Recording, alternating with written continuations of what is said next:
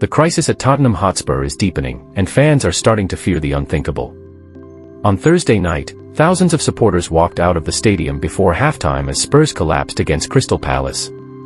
What began with early optimism quickly turned into another painful chapter in a season that keeps getting worse.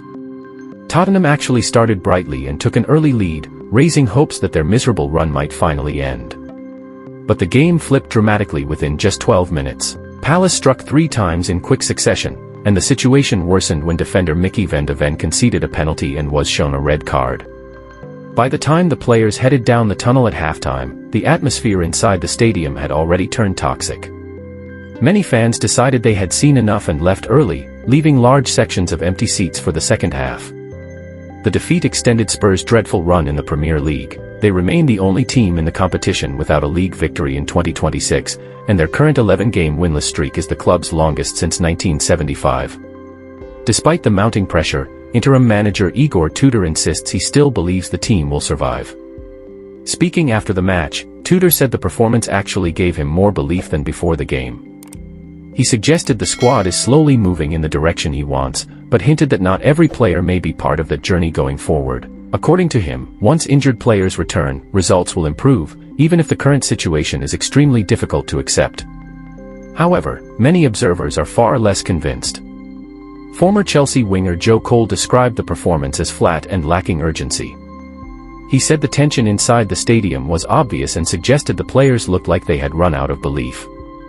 With only 9 league matches remaining, Tottenham now sit just 1 point above the relegation zone. For a club that has long been part of the Premier League's traditional Big Six, the danger of dropping out of the top flight is suddenly very real. The statistics make the situation look even worse. Since Tudor took charge last month, Spurs rank bottom of the league for goals conceded, goal difference, expected goals conceded and total points. They also have not led a league match for more than a combined 13 minutes since early January.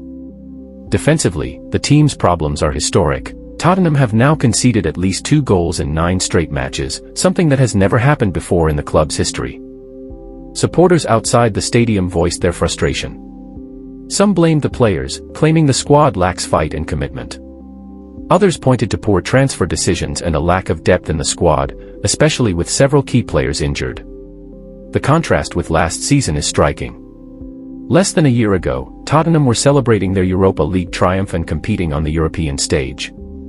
They are still involved in the Champions League last 16, yet domestically they find themselves dangerously close to disaster.